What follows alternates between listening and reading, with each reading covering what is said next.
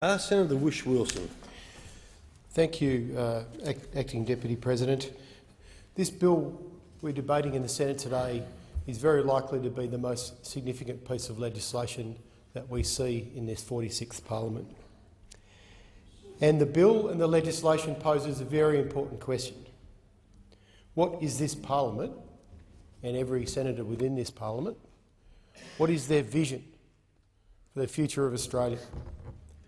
I've said in here often that budget times are a time for a government to show the Australian people very clearly what their vision for the nation is, what their priorities are.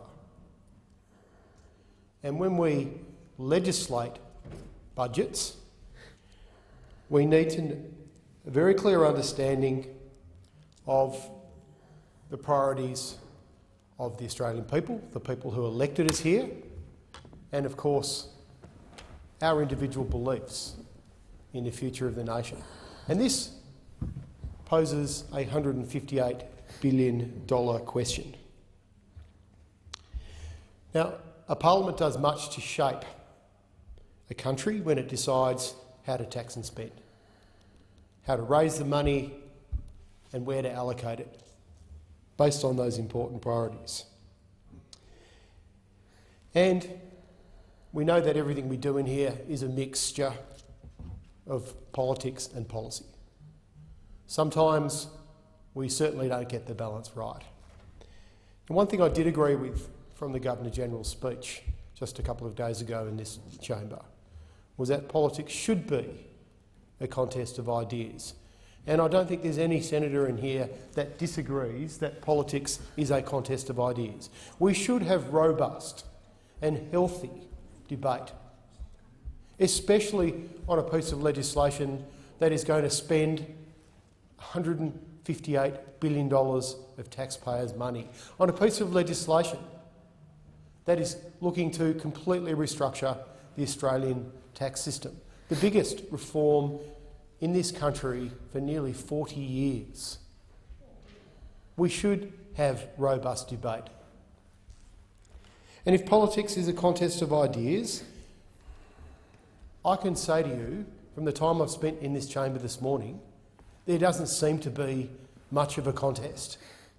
There does not seem to be much of a contest. Your vote is your voice in this place. And if you believe in something fundamentally, if you believe in something philosophically, it's a privilege to be in this job, and your job, in my humble opinion, is to come in here and speak truth to that belief, to that philosophy, to what you believe in, and to vote accordingly.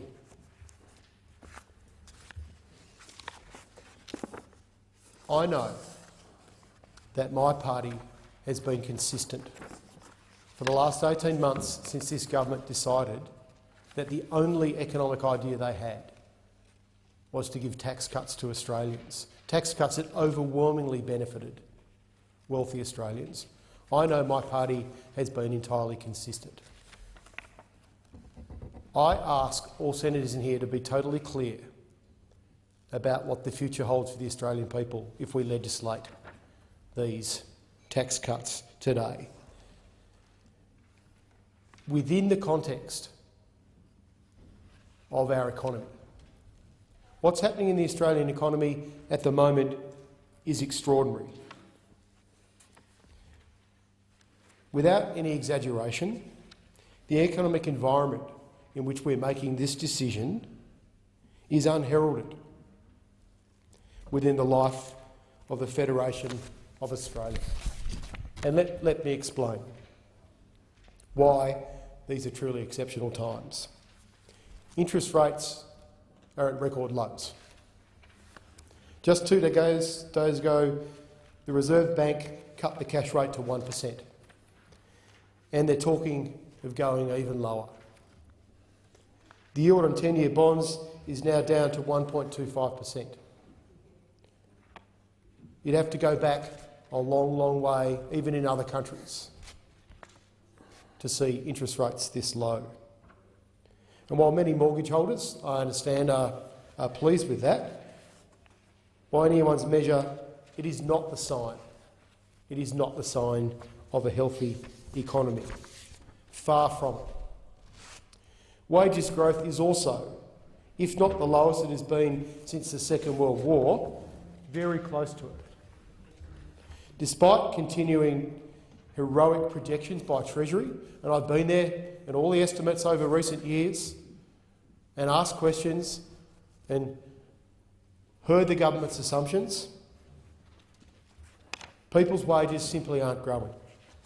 And any relationship between productivity growth and low wages has long since vanished. Inflation is at the lowest level it has been using the currently accepted method of measuring inflation. And productivity growth, we're all aware, is also languishing. Now, this is a global phenomenon, and it irks me that this government and this parliament, if it passes these tax cuts, has failed to properly respond to the message of the global financial crisis and has failed to overthrow the shackles of neoliberalism. Now, and what's this government's response to the most exceptional of economic circumstances, which in any sane world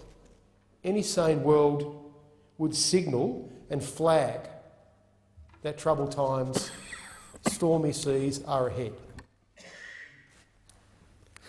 What we have here today is a tax plan, cooked up weeks before an election, on the merest whiff of a surplus, on some very rubbery, very dodgy assumptions that most of this country's experienced economic commentators were very quick to point out, that will hamstring future governments and which overwhelmingly will benefit the richest Australians. It will provide an impost on any future government, be it Labor or Liberal or any combination. It will provide shackles. Now, Grattan recently commented on the highly unusual step of seeking to lock in a series of income tax cuts over the next 6 years and beyond. We all know why this budget is highly unusual, Acting Deputy President. This was an election budget.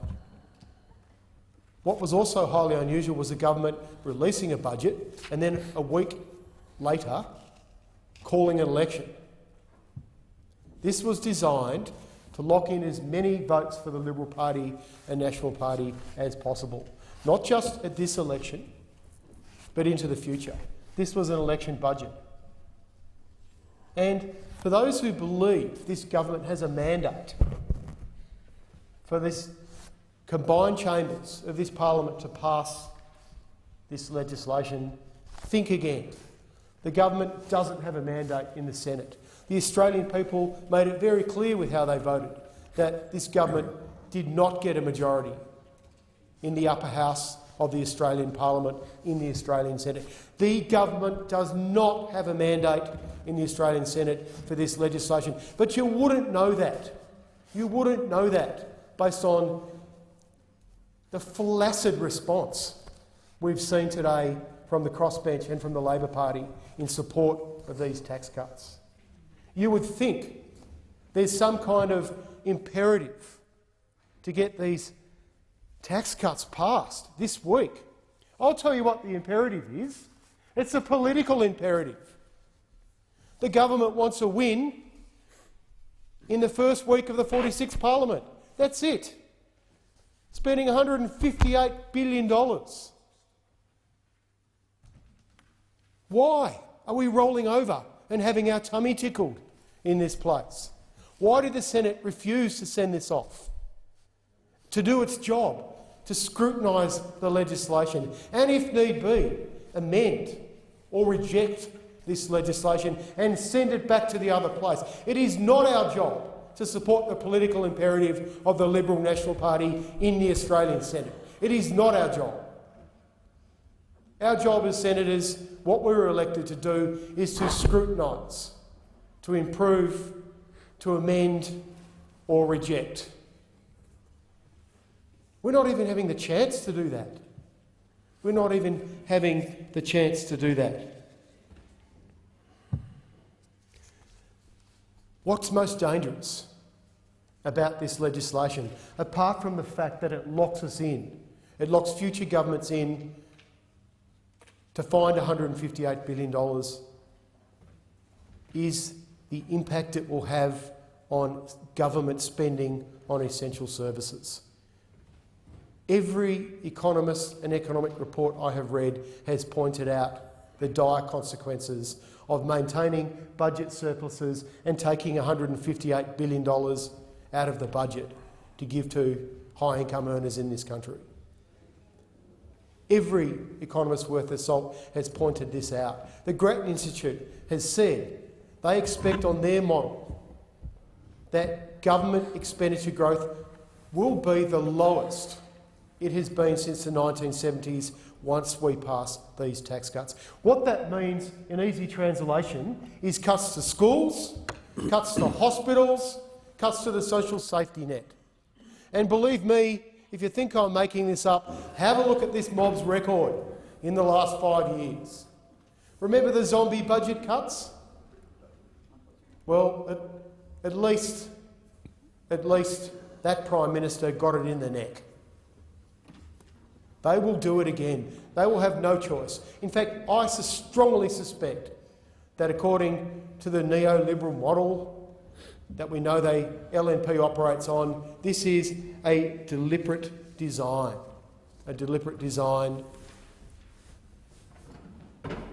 to bleed the carcass so there is no choice in future but to cut government expenditure on the most vulnerable people in this country, the battlers. Are we going to, as a chamber, allow the short-term, self-interested, dangerous political imperative of this government to go unscrutinised? The Greens will do what we can today to be the opposition in the Australian Parliament. We will continue to fight for our principles and for what the people of Australia elected us to do. The furphy that somehow these tax cuts are going to stimulate an economy running out of puff, very close to going underwater, needs to be thoroughly debunked. Now, I don't have any dispute that low-income rebates, in other words, rebates to low-income earners in this country, will have an impact on economic growth, Acting Deputy President. We know that low-income Australians have a higher marginal propensity to consume, which means they will spend money that is given to them by the government, especially if they're at the very poor end of the spectrum and on Newstart, which my colleague Senator Seward made such an impassioned plea to raise. But we know from all our models that money going to the richest people in this country, Acting Deputy President, higher income earners have a lower marginal propensity to consume. They tend to save what they're given, and that means spending more on investment properties, more on other investments, and so on and so forth. And that will not stimulate the economy.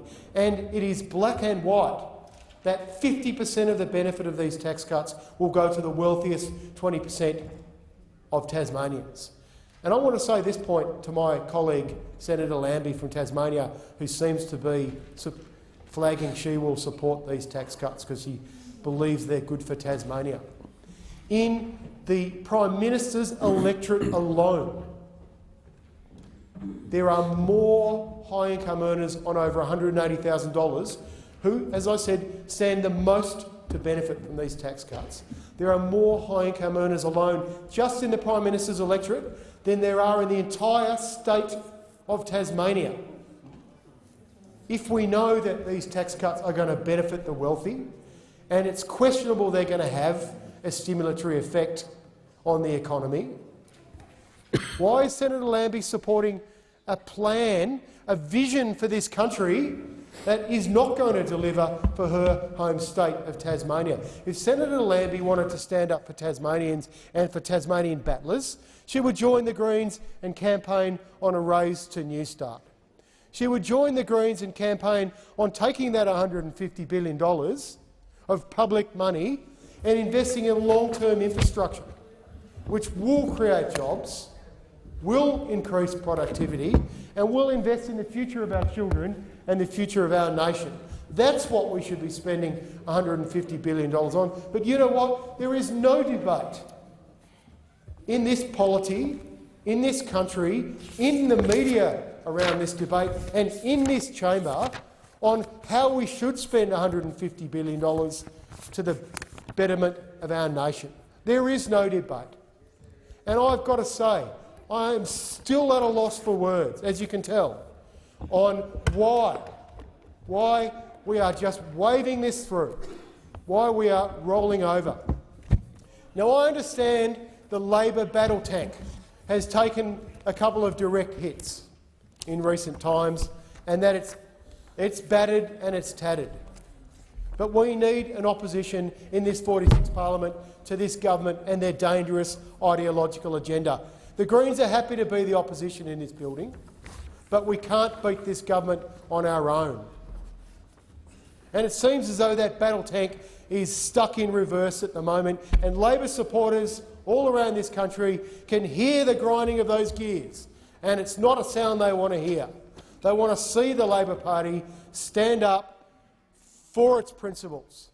Your vote is your voice in this Senate. And this afternoon or this evening, however long we're here, the Labor Party will have a chance to vote down the third stage of this tax cuts. And if that fails, if the bill's not split and that fails, they can vote down these dangerous tax cuts packages, and we can go in this parliament and put forward alternatives Senator for the Australian people.